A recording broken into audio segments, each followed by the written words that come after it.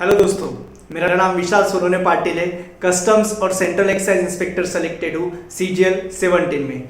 जैसे कि आज मैं मेरा टाइम टेबल आप लोगों के साथ शेयर करने वाला हूँ, जो कि टाइम टेबल मैंने यूज़ किया था मेरे प्रिपरेशन के फेज़ में। तो आपको इस टाइम टेबल से बहुत कुछ सीखने को मिलने वाला है, तो आपको इस वीडियो को एंड तक ज़रूर देखना चाहिए। और एंड में मैं दो अनाउंसमेंट करने वाला हूँ, शायद वो आपके लिए बहुत ही इम्पोर्टेंट हो। और उसके पहले आप में से बहुत सारे बच्चों का एक प्रॉब्लम होता है, जैसे कि GS को लेके और होकैब सेक्शन को लेके।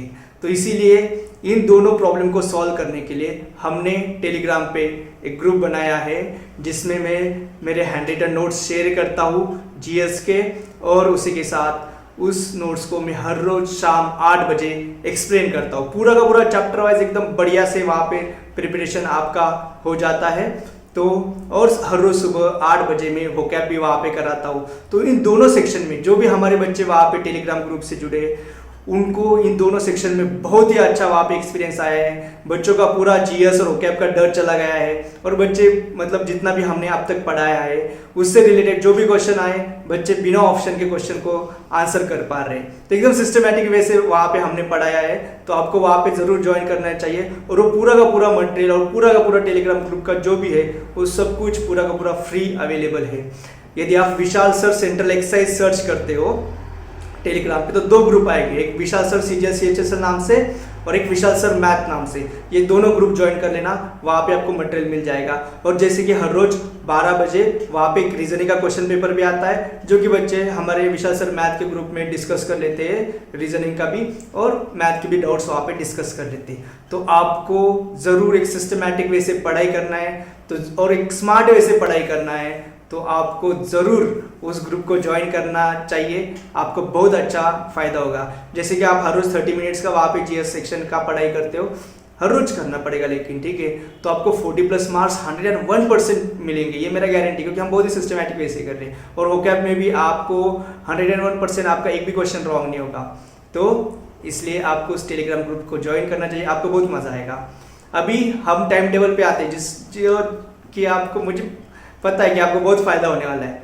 जैसे देखो, और ये मैं क्लियर करना चाहता हूँ कि ये जो टाइम टेबल है ना, ये मैंने इनिशियली स्टार्ट, मतलब मैं फर्स्ट जब फेज में था प्रिपरेशन के, जैसे कि मेरा फर्स्ट अटेम्प्ट में ही एग्जाम क्लियर हुआ है, लेकिन जो फर्स्ट 3 मंथ है वहाँ पे मैंने ये टाइम टेबल यूज नहीं किया है। क्योंकि देखो, पहले 3 मंथ मुझे थोड़ा सा हैबिट लगाने में ही चला गया है ना, इतना, क्योंकि इतना ज़्यादा पढ़ाई का हैबिट लगाने में ही चला गया। लेकिन ये 3 महीने से, जैसे 1 ईयर का टोटल था प्रिपरेशन, मतलब Tier 1 के 1 ईयर पहले मैंने प्रिपरेशन स्टार्ट कर दिया था। तो पहले 3 महीने मैंने ये फॉलो नहीं किया है। उसके बाद 3 महीने से 9 महीने तक मैंने ये जो टाइम टेबल ये फॉलो किया है।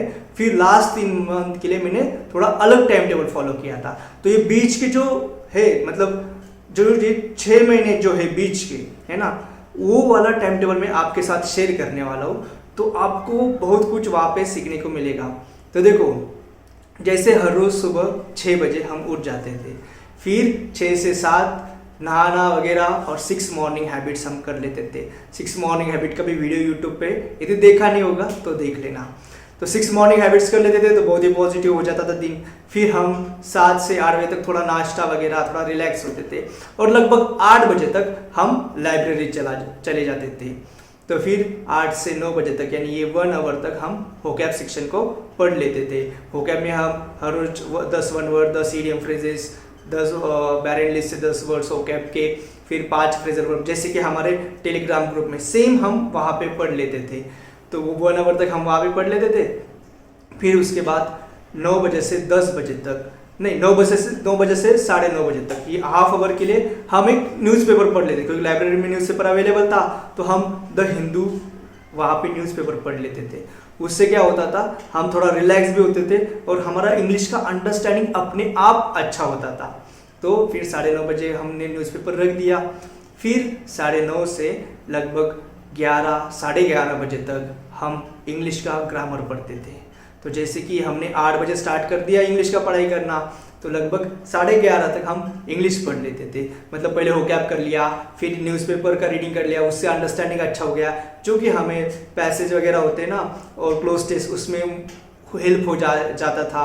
फिर हम ग्रामर अच्छे से पढ़ लेते थे। फिर 11:30 बजे हम एक रीजनिंग का क्वेश्चन पेपर सॉल्व करते थे, क्योंकि अभी इंग्लिश करके थोड़ा सा बोर तो हो ही जाते थे यार, मतलब आपसे क्या झूठ बोलना। तो फिर रीजनिंग का हम हाफ आवर के लिए एक पेपर सॉल्व करते थे और उसको अच्छे से एनालिसिस भी करते थे। मतलब लगभग 45 मिनट्स तक ये टाइम हमारा चला जाता था, क्योंकि जैसे रीजनिंग हमारा पहले से अच्छा था तो रीजनिंग में हमें कुछ ज़्यादा दिक्कत नहीं थी, लेकिन फिर भी हम हर रोज एक क्वेश्चन पेपर सॉल्व करते थे। तो लगभग मतलब 12-15 तक का टाइम हो जाता था, फिर हम घर चले जाते थे और फिर खाना वगैरह 1 बजे तक हो गया, फिर 1 से लेके 2:30 बजे तक यानी 1 to 2:30 तक हम सो जाते थे, क्योंकि अभी पढ़ा हुआ था तो थोड़ा थकान तो आता ही है।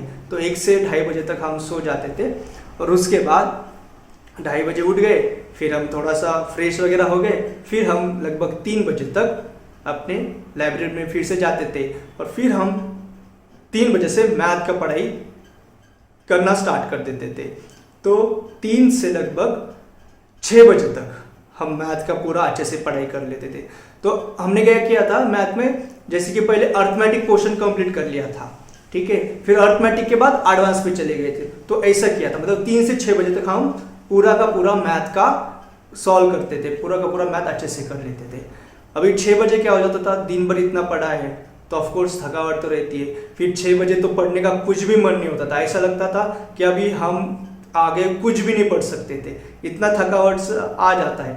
लेकिन हमें इसका भी एक सोल्यूशन मिल गया था, जैसे कि 6 बजे हमारे जो लाइब्रेरी है वहाँ से 2 मिनट के अंतर पे वहाँ पे एक ब्रह्म कुमारी एक सेंटर है जहाँ पे मेडिटेशन वगैरह होता है। तो ब्रह्म कुमारी सेंटर में हम जाते थे और वहाँ पे इतना अच्छा होता है ना, ब्रह्म कुमारी के लिए आपने सेंटर देखा होगा तो आपको पता होगा, वहाँ पे इतना अच्छा एटमॉस्फेयर होता है, बहुत ही पीसफुल एटमॉस्फेयर होता है और वहाँ पे बहुत ही अच्छा मेडिटेशन सिखाया जाता है। तो हम वहाँ पे 6 से लेके 7 बजे तक यानी 1 आवर तक अच्छे से मेडिटेशन कर पाते थे। तो इससे होता क्या था, दिन भर जो भी थकावट हो चुकी वो पूरा का पूरा रिलैक्स। क्योंकि देखो एक बार याद रखना, हम सिर्फ थकते हमारे मन की वजह से थकते हैं, ठीक है, मन हमारा थक जाता है इसलिए हमारा बॉडी भी थक जाता है। लेकिन 6 से 7 बजे तक जैसे मैंने वहाँ पे मेडिटेशन कर लिया तो मैं एकदम रिलैक्स हो जाता था, एकदम पूरा एकदम एनर्जी अच्छे से आ जाता था। तो 7 बजे मेरा माइंड एकदम फिर से शांत, पीसफुल, एकदम बढ़िया। फिर मैं 7 बजे घर आता था, 7 से 8 बजे तक खाना, थोड़ा सा रिलैक्स। उसके बाद 8 बजे मैं प्रिपरेशन स्टार्ट करता था जीएस का। तो जीएस का वैसे मैं 8 से 10 या कभी 11 बजे तक प्रिपरेशन स्टार्ट करता था। प्रिपरेशन इतना मैं टाइम करता था, ठीक है। तो यदि मैं मेडिटेशन नहीं करता था ना, मतलब 6 बजे यदि मैंने मेडिटेशन नहीं किया वहाँ पे, तो मैं 8 से 10 या 11 बजे तक वाला जीएस सेक्शन कभी भी नहीं कर पाता था। ये रियलिटी है। तो इसलिए मैं बोलता हूँ ना कि मेडिटेशन ने मुझे बहुत कुछ दिया है। मतलब जीएस सेक्शन जो मेरा हो चुका है, कुछ हुआ है, वो मेडिटेशन उसमें बहुत इंपॉर्टेंट रोल प्ले किया है, ठीक है। तो ये था मेरा एक नॉर्मल सा टाइम टेबल। अभी आपको इसमें से क्या क्या सीखना है आप देख लो।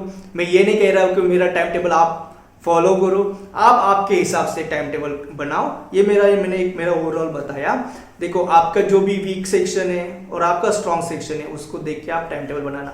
जैसे कि मेरा मैथ बहुत ही बचपन से स्ट्रॉन्ग है, मेरे कैलकुलेशन बहुत फास्ट है और मेरा मैथ बहुत ही अच्छा है, इसीलिए मैंने मैथ को दोपहर को रखा था।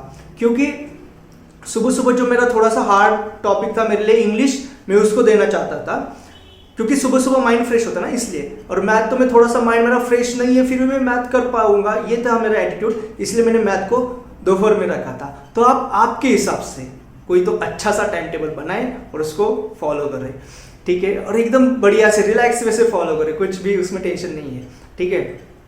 और मतलब ऐसा भी हो सकता है कभी कभी कि आपसे टाइम टेबल फॉलो नहीं हुआ, आपका हो सकता है। तो ज़्यादा ये नहीं करना, खुद को ऐसा ज़्यादा टोकना नहीं और खुद को ये नहीं करना कि नहीं मैं कुछ भी मतलब काम का नहीं, मैं नालायक, ऐसा कुछ नहीं करना। पॉजिटिव एटीट्यूड रखना है, ठीक है। तो ऐसा नहीं होता है कि मतलब कभी कभी आपका दिन बुरा होता है तब आपका टाइम टेबल फॉलो नहीं होता है, लेकिन मैक्सिमम ट्राई करना टाइम टेबल फॉलो करना है, ठीक है। एकदम प्रैक्टिकल वे से स्टडी करना, ठीक है, तभी होता है। एकदम प्रैक्टिकल रहना जिंदगी में। अभी हम अनाउंस करने वाले हैं नेक्स्ट जो हमारा प्लान है। जैसे कि हम इसी यूट्यूब चैनल पे मैथ को लेके आने वाले हैं। 3 से 4 दिन के बाद हम मैथ का यहाँ पे स्टार्ट करने वाले हैं, जो कि पूरा का पूरा फ्री स्टार्ट करने वाले हैं। तो यहाँ पे हम अर्थमेटिक से स्टार्ट करने वाले हैं तो हम बहुत ही अच्छा कंटेंट आपको प्रोवाइड करेंगे। मतलब ऐसा कंटेंट प्रोवाइड करेंगे ना कि जैसे आपने हमने यहाँ पे जो भी पढ़ाया उसका यदि आपने नोट्स यदि बना लिया, ठीक है, तो आपको बाकी कुछ भी बुक देखने की ज़रूरत नहीं पड़ेगी, ना ही प्रीवियस ईयर भी करने की ज़रूरत पड़ेगी। इतना अच्छा हम यहाँ पे करा के लेंगे आपको। सिर्फ यदि हमने जैसे टाइम एंड वर्क स्टार्ट कर दिया, टाइम एंड वर्क में हम लगभग 100-150 क्वेश्चन कर लेंगे, तो वही 100-150 क्वेश्चन आपको बार बार रिवाइज करना है। तो 101% गारंटी आपका टाइम एंड वर्क का एक भी क्वेश्चन रॉन्ग नहीं होगा। वैसे हम हर चैप्टर का लेके आएंगे, तो यहाँ पे हम ऐसे सिस्टमैटिक वे से करने वाले, वही अभी प्लान चल रहा है बहुत ही अच्छे से। तो आपको वही फ्री में हम वहाँ पे प्रोवाइड करने वाले। और जैसे कि आज शाम 7 बजे मैं इंस्टाग्राम पे लाइव आने वाला हूँ। मेरा इंस्टा आईडी है डिफरेंट विशाल, DIFFERENTVISHAL। वहाँ पे मैं आज शाम 7 बजे लाइव आने वाला हूँ। तो आप मुझसे कुछ भी क्वेश्चन पूछना चाहते हैं वहाँ पे लाइव में पूछ लेना, और हम लाइव में वीडियो कॉल भी कर सकते हैं।